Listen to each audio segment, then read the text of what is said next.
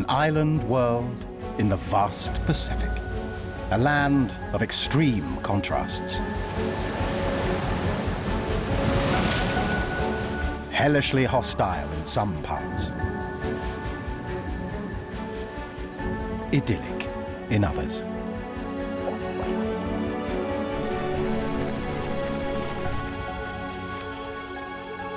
Where survival depends on wits, guts, and a fair degree of luck. Cut off from the rest of the world, life evolves differently here.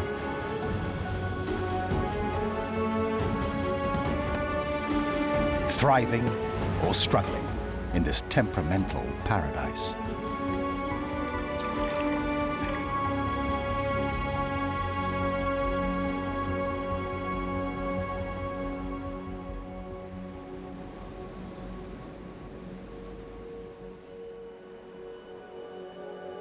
A volcanic landscape that looks like the surface of the moon.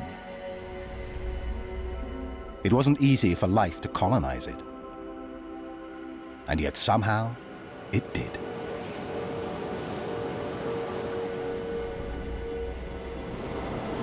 Mighty ocean currents roll thousands of miles toward the Galapagos Islands, often carrying some curious cargo.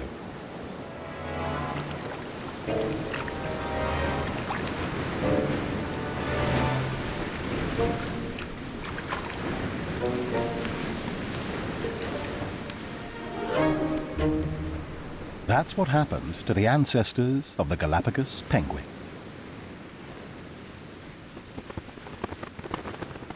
The Humboldt current washed them here, all the way from Antarctica. Imagine their surprise, black lava instead of white snow.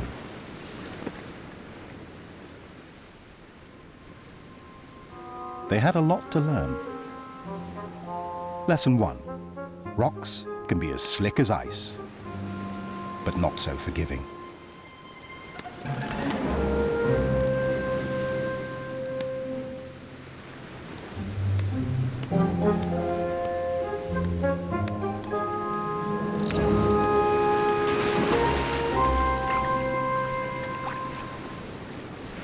The Galapagos penguins are the only penguins that can survive at this latitude.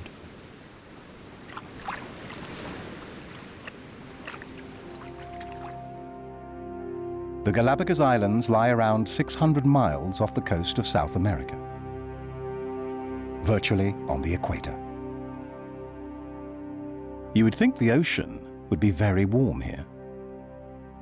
But for 6 months of the year, the ice-cold Humboldt current surges up from Antarctica and bathes the islands. Once upon a time, it brought the penguins, and it still keeps them alive here.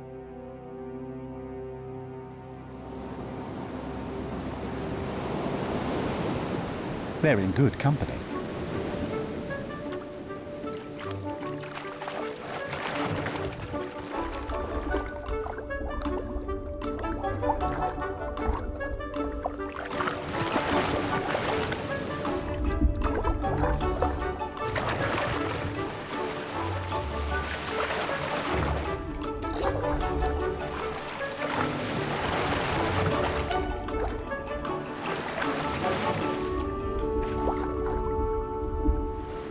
The ancestors of these baby fur seals were also delivered by the current.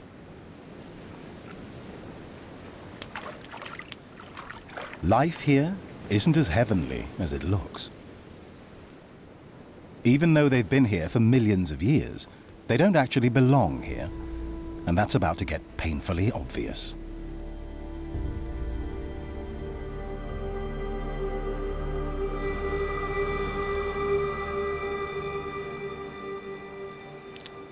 The heat's too hellish to bear.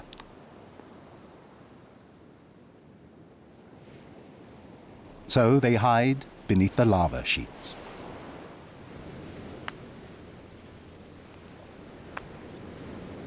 Fur seals may look no different from other seals. But their much thicker fur is suited for sub-zero temperatures. Here, at the equator, they're way overdressed. So they sleep the day away, waiting for the cool of the evening to go hunting. They're stuck working the night shift.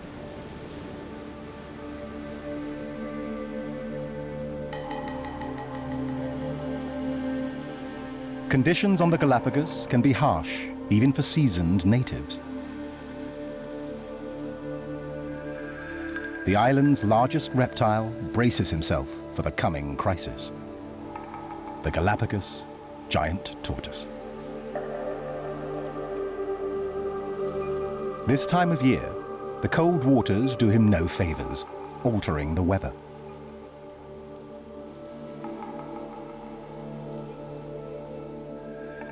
On Santa Cruz Island, not a drop of rain from July to December. This very old male, a veteran of these hard times, can barely find anything to eat here.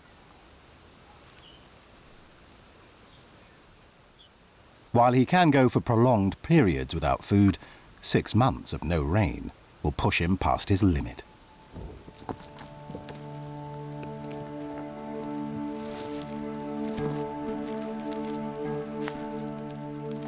To avoid starvation, he needs to act fast, something tortoises aren't known for.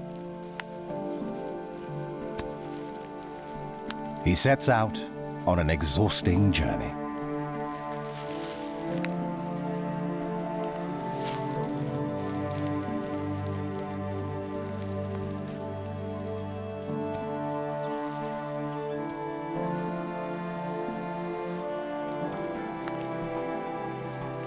As if by a secret signal, more tortoises join him on their annual migration. Over the millennia, they've beaten paths through the vegetation. But it never gets any easier. Their heavy, meter-wide shells add to the journey's burden. Slow and steady wins the race, keeping one step ahead of the coming drought.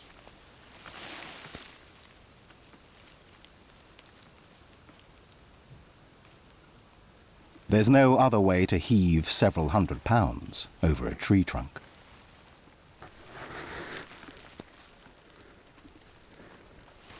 Migrating for days on end requires huge effort.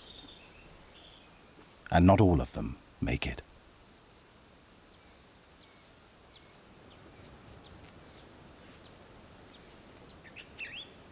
Undeterred, the old male keeps going. Where will his journey take him?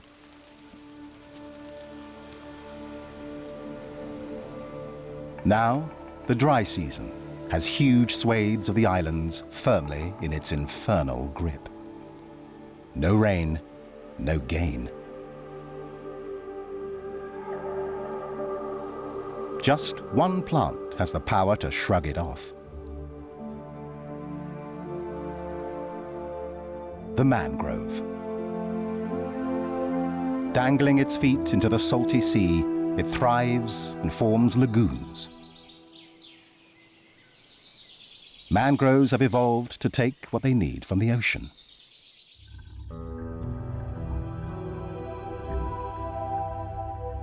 Drinking it in with salt-filtering roots. And giving Galapagos animals a rare and generous place of shelter. It's the nursery ground for fish.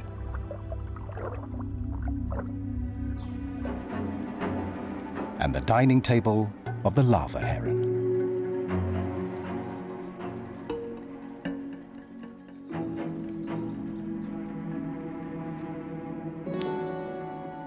He succeeds only when the tiny fish are densely packed.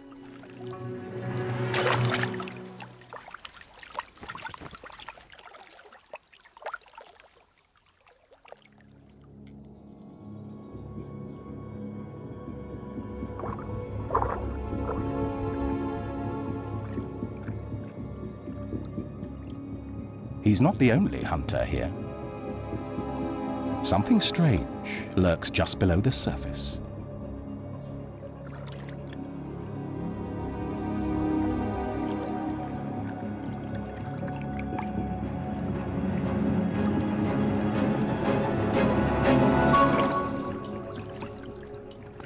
Penguins.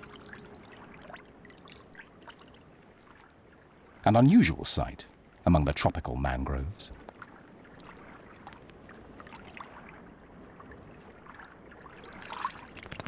The penguins, exiled from Antarctica, had to adjust. The warmer water shrank these tuxedos. Today, they're no bigger than ducks. Learning to hunt here remains a challenge. The heron doesn't appreciate these polar castaways competing for his meal.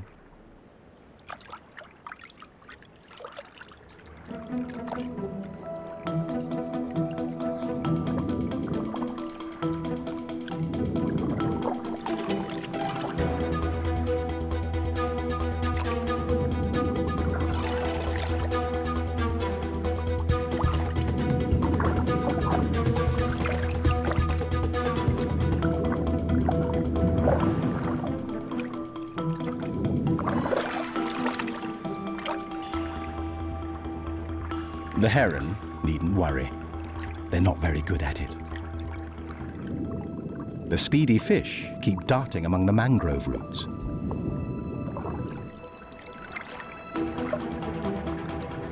One of the penguins tries to drive them to the center of the lagoon.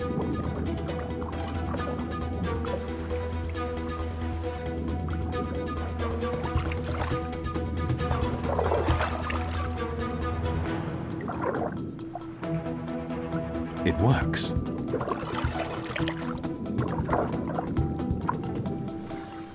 Until it doesn't. Those tantalizing little fish are just too fast.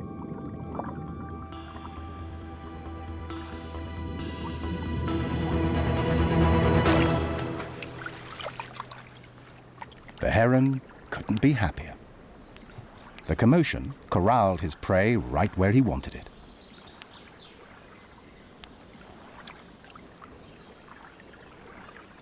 Evolution has pushed these penguins to the very limit of their survival.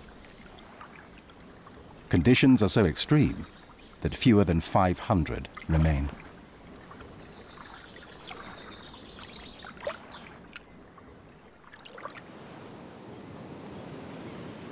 Another of the Galapagos' flightless birds isn't faring much better.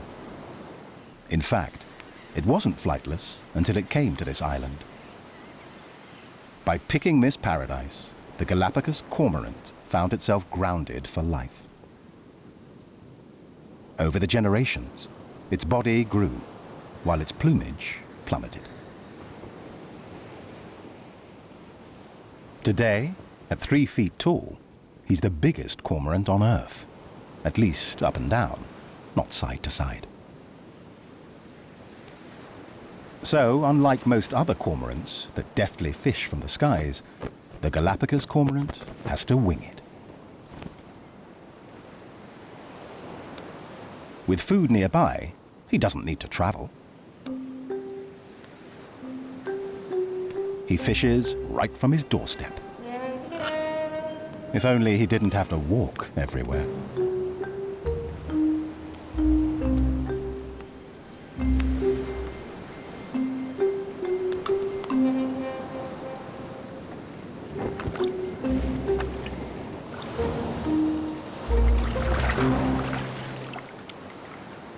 While evolution took away the cormorant's flight suit, it gave him the perfect diving gear.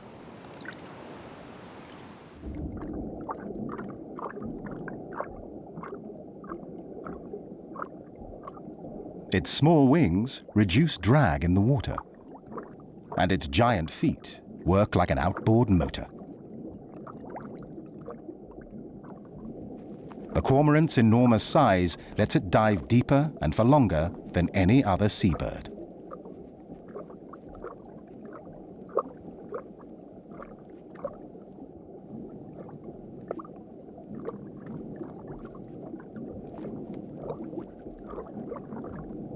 As hard as he tries, it doesn't seem to be his day.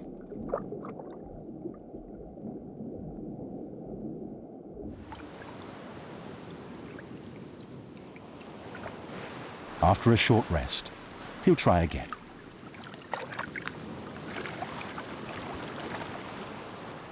The Galapagos Islands provide him with all he needs to survive, courtesy of his humble servant, the Humboldt current.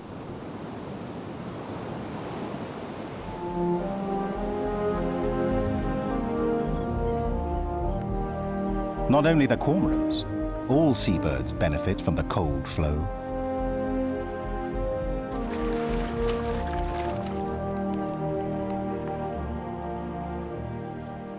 Even albatrosses, who can go practically anywhere, travel thousands of miles to come here. The nutritious waters infuse the Galapagos with life.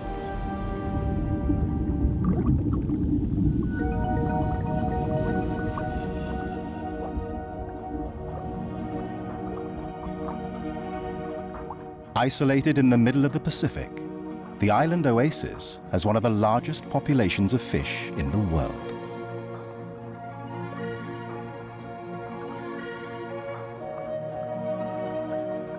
It's both a haven and a hunting ground. Microorganisms attract small fish.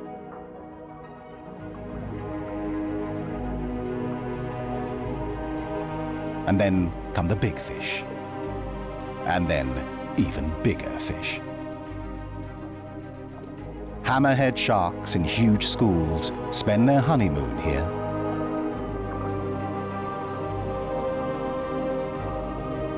And even the biggest fish on the planet, the whale shark, drops by to say hello. The Humboldt current is the engine that drives all marine life. While it brings paradise to the sea, it can also bring hell on earth for some island residents. The island of Plaza is a habitat for the hardy.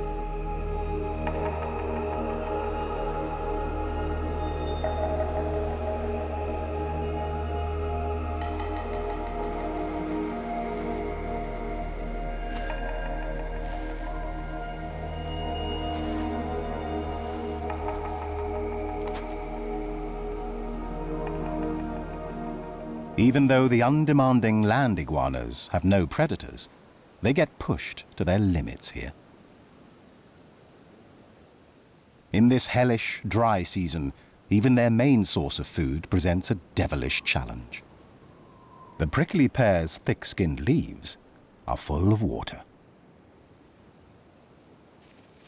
Easy pickings for a small finch, an angel in disguise. For the iguanas, unreachable. They're waiting for a miracle.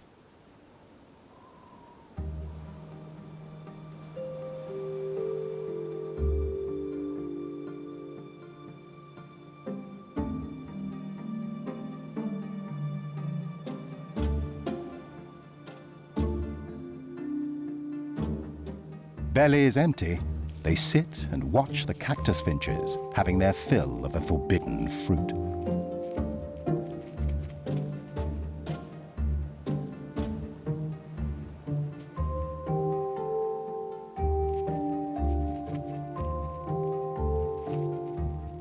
It's almost too much to bear. Then, their prayers are answered.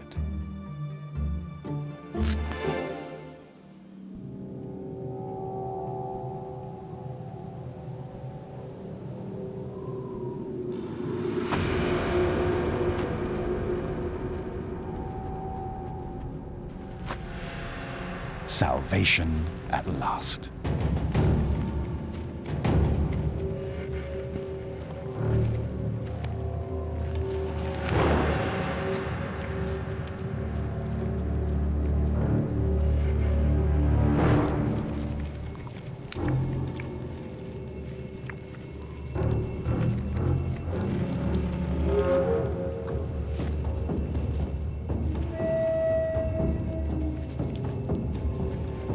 But the single leaf won't feed them all.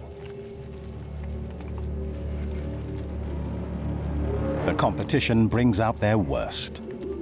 Some forget about the food and pick fights instead.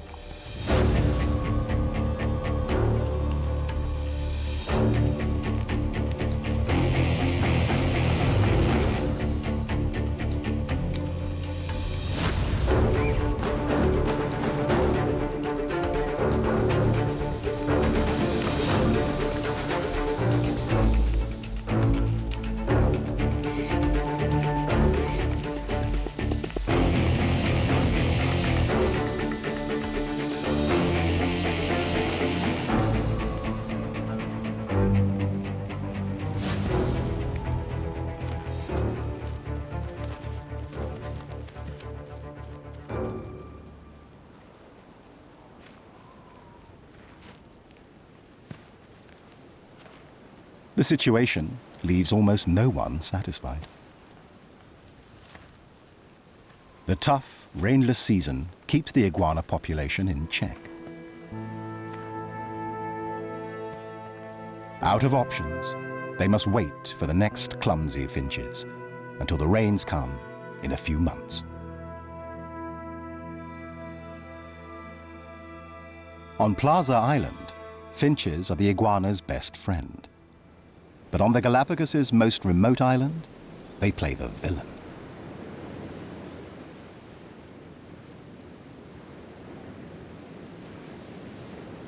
Hundreds of miles from the other islands, Wolf Island has very little vegetation and no drinking water. Not a problem for the Nazca boobies. They've adapted to find everything they need in the ocean.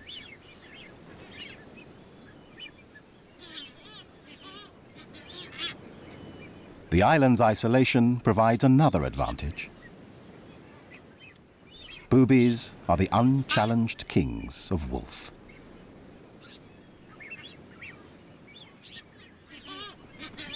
Sounds like paradise.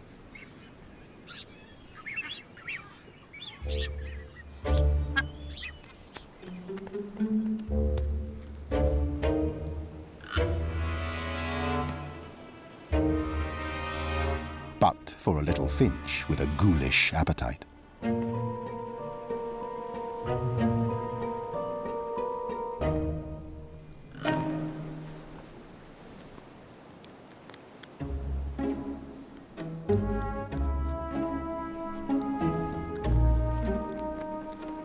She's a bloodsucker.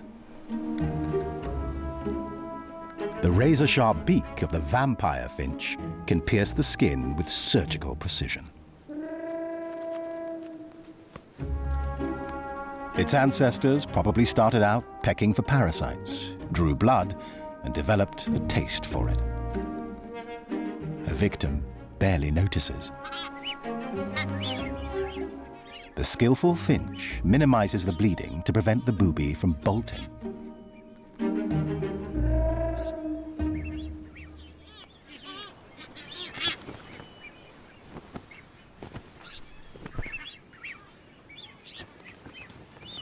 And she's persistent.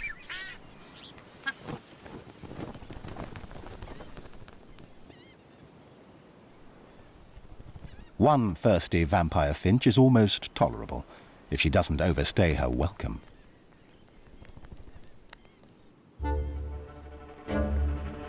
Or draw a crowd.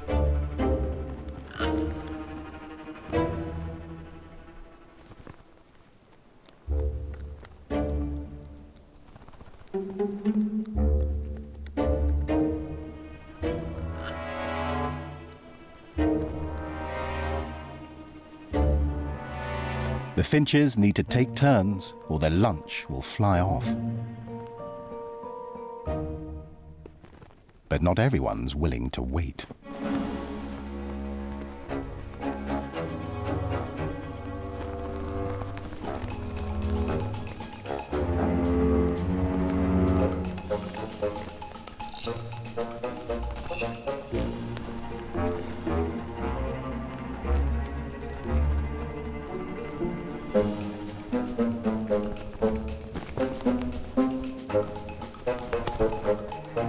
Eventually, their host has had enough.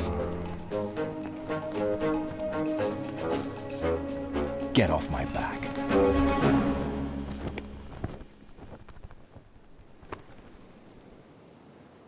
For boobies and finches, life on this island paradise comes at a cost. Neither resident has to worry about predators or even competitors. But the vampire finch owes its life to the long-suffering boobies, and the boobies have to be willing to shed a little blood now and then.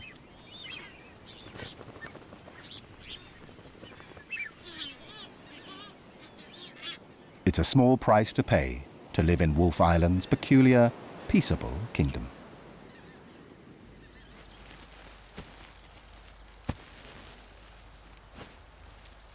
It's not so different for the giant tortoise. He also pays a price for the promise of a paradise.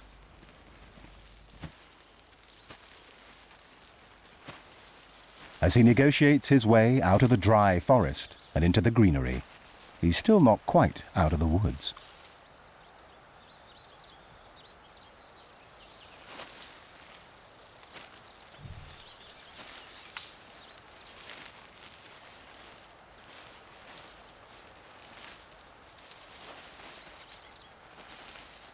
His shell is burdensome. The vines are oppressive.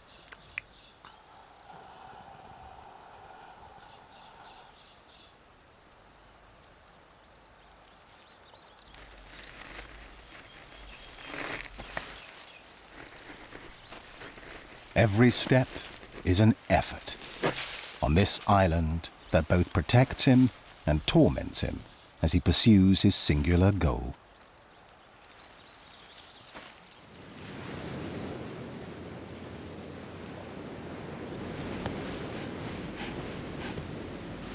While the Galapagos Islands hold many inhabitants hostage, these sea lions stay here voluntarily. Around 2 million years ago, a couple of Californian sea lions lost their way and ended up on the island. They stayed here, multiplied, and their descendants became a new species. The Galapagos sea lion, the smallest in the world. When the ocean water turns cold, it's time to care for the offspring.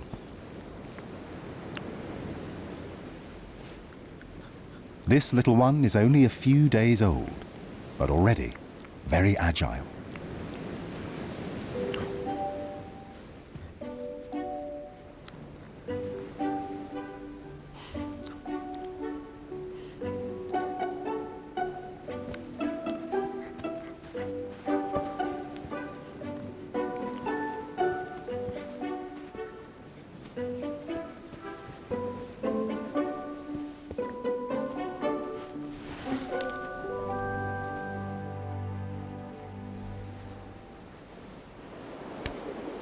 She'll need to hunt every couple of days to ensure she has enough milk for her baby.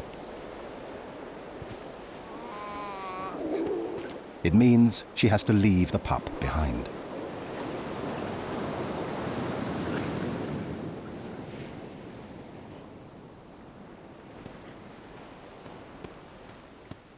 The little one, with no one to play with, hopes to make new friends among his fellow sea lions.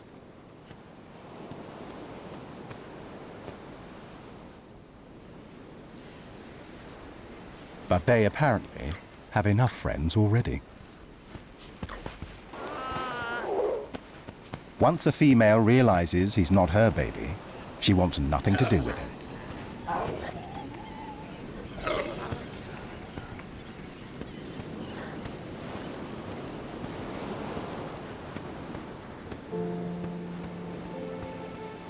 The bewildered pup beats a retreat.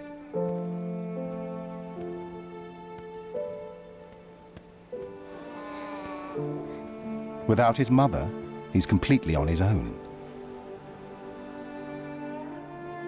When will she be back?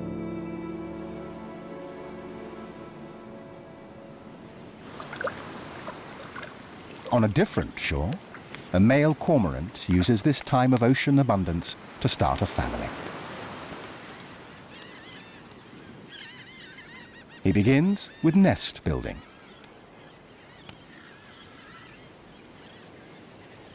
And the lovebirds first spat. They disagree on the decorating.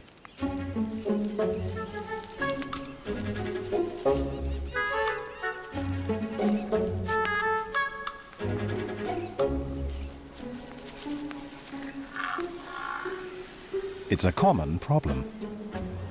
The neighbors argue over where to place the bone.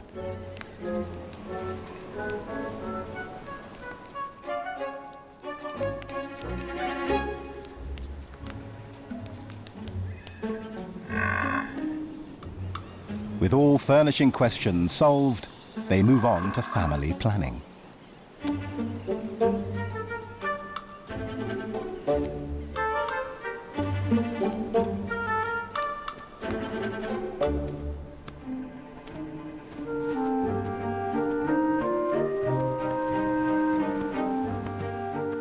It's giving the neighbors ideas.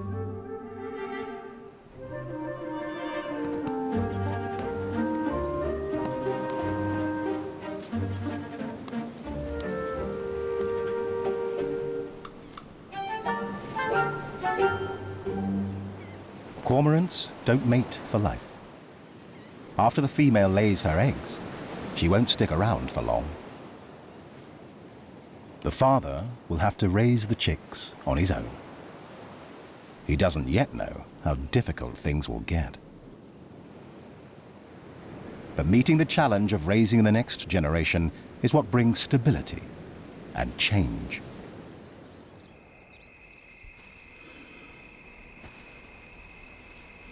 And that includes the oldest inhabitants.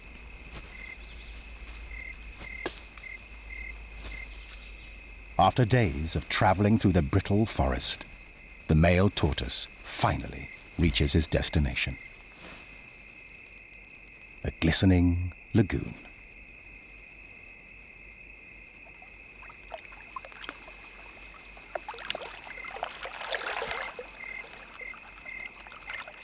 He'll spend the night sleeping in a pool.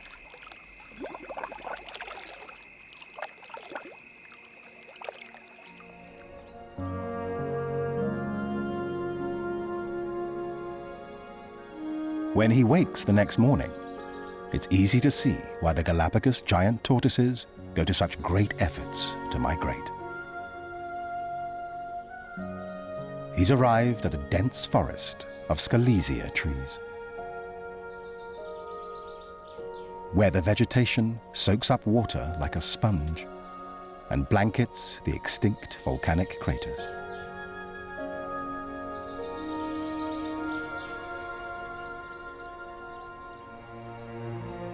The forest remains the only oasis on these islands,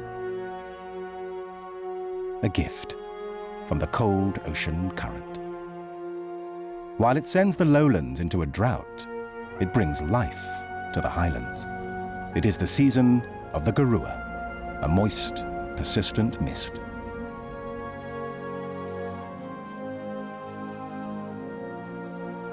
Up here is where the Galapagos giant tortoises find their paradise. After their long trip, many are exhausted.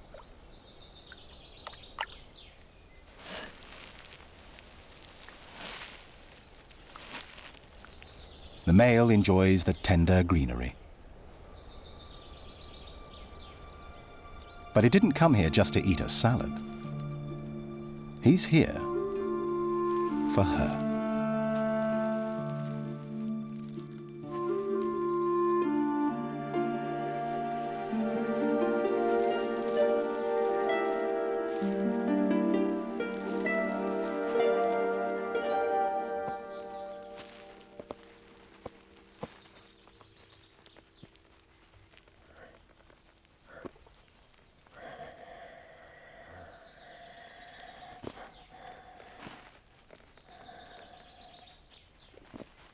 He's following the footsteps of his ancestors.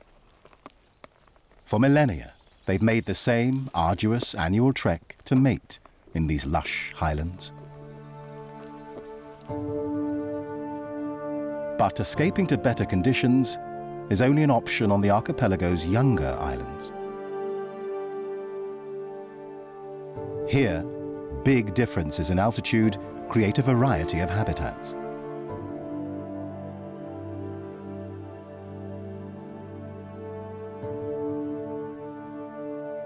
The older islands have lost their volcanic mountains and have no lush highland for animals to migrate to.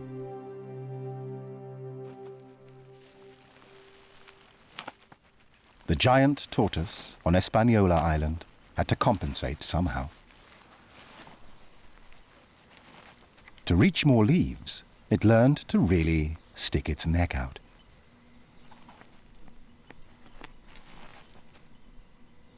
The shell evolved a curve to give the reptile more freedom to move.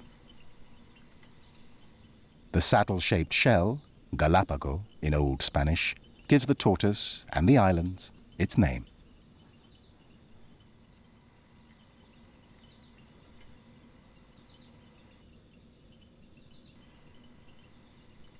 Though the tortoise goes to great lengths to eat, once the leaves are gone, he's out of luck. He'll have to wait for new growth.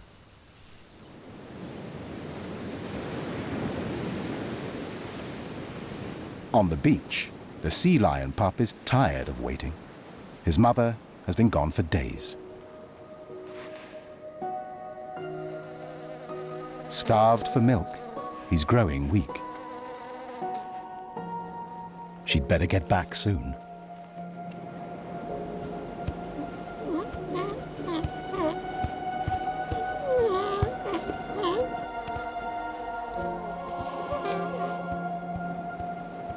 That's not his mother. It's the alpha male of the herd.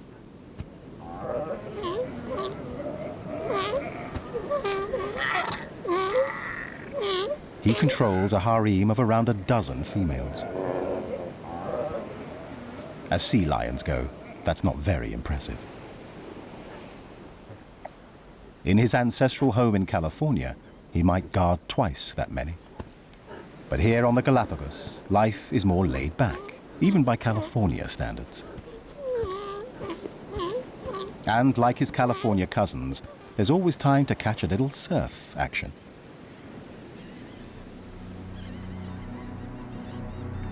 But look out. The male is hardly gone before a beach bully rolls in. An outside male who wants to take his harem.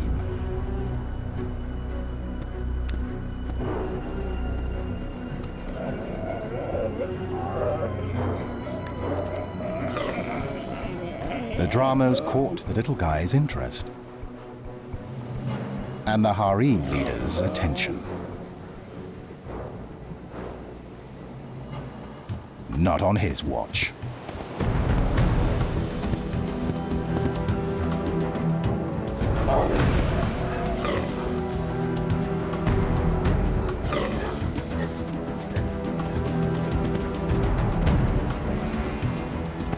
The reigning male kicks sand in the bully's face and sends him packing. These battles happen from time to time on the Galapagos. But fights like this break out dozens of times a day in California. The alpha bull enjoys his victory. The starving pup, no longer distracted, has reached his limit.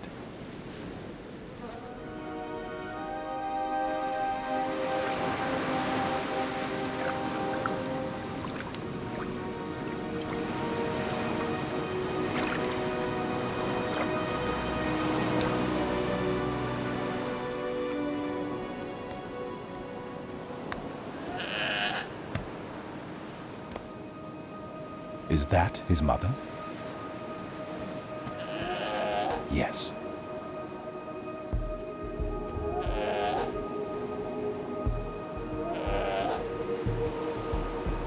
But how to catch her attention?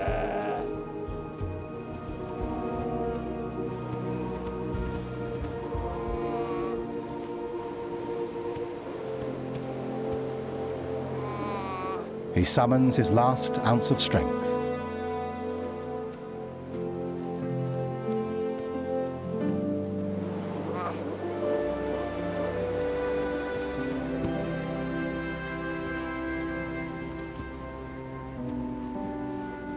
Life is tough everywhere, but the Galapagos sea lions have found their paradise here. Unlike many inhabitants, they could leave at any time, but they don't. In this remote place, they face less competition and have more time to bask on the beach.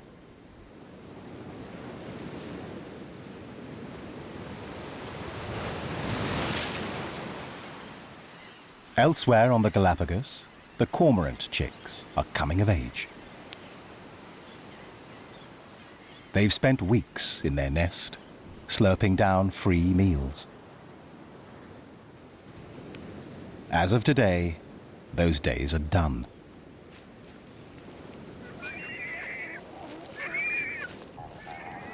Mother left to start a new family, leaving Dad to push the chicks into the real world.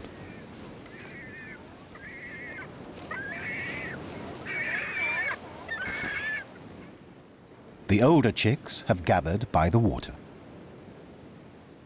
For them, it's not a question of learning to fly, but rather figuring out how to swim and dive. The father starts the lesson.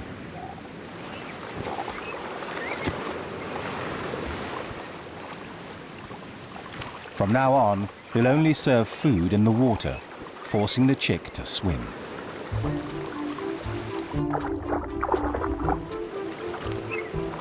It's like riding a bike. Keep moving your legs.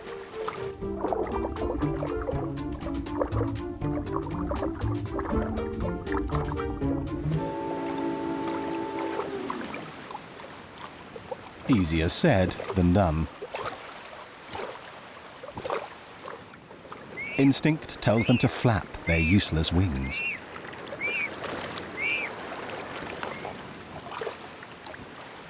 Dad's not happy and withholds the fish. But the chick really wants it.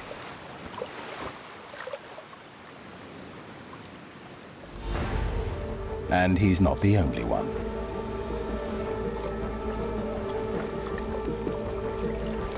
A magnificent frigate bird.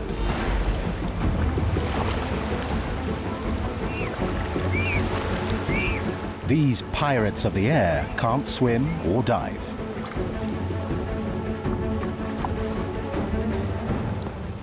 They steal most of their food. A tough lesson for the young, hungry chick. Second attempt.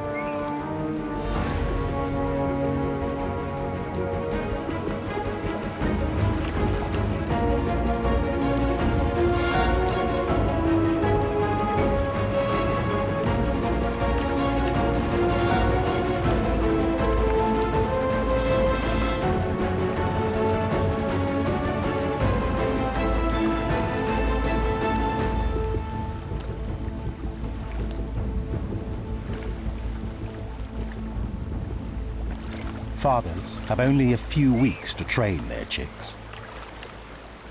Growing up in the Galapagos is tough. In fact, so tough, only around 1,000 of these cormorants exist.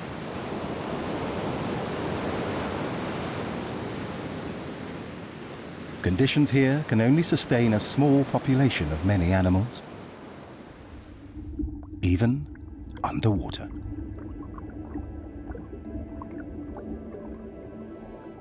Tropical islands are normally bejeweled with corals. Not on Galapagos. Only small reef oases exist here. The water is just too cold. A challenge for coral connoisseurs. The guinea fowl boxfish. It uses its strong teeth to break open small pieces and eat the algae that grows inside the coral.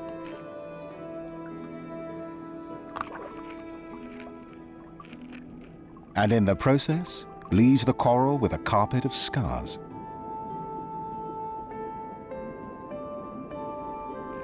It's the only food the boxfish eat.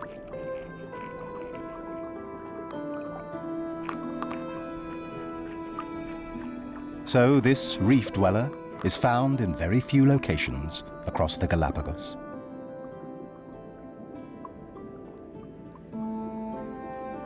The little coral gardens are its gilded cage.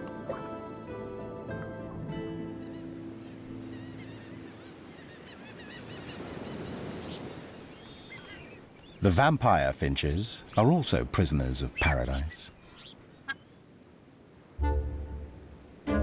And though they eat only blood, once a year, they make an exception. Eggs are on the menu.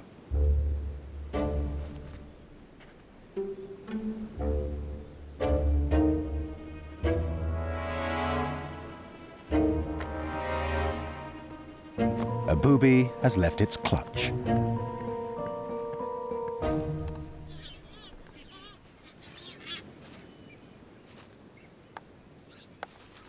But how to open one? The finch's fine, flesh-piercing beak is useless here. The wily bird hatches a plan.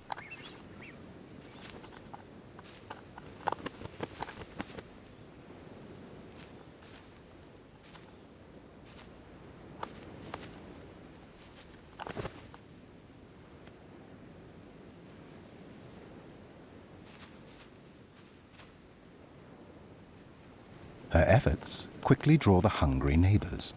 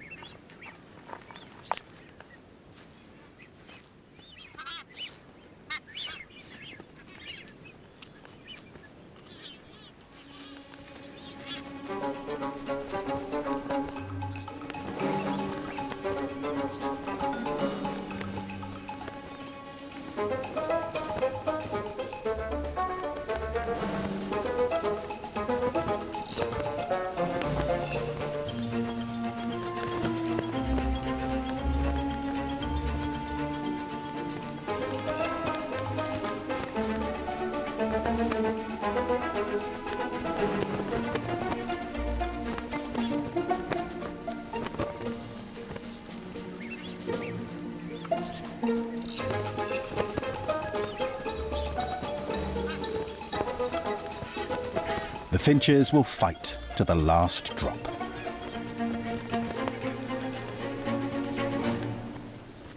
On this island with no water to drink, a juicy egg is a golden treasure.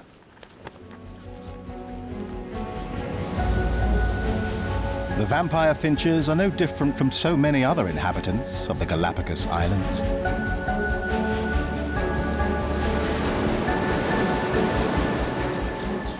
Thrown here by fate, facing a slim chance of survival in this remote part of the world, they made the best of it by adapting.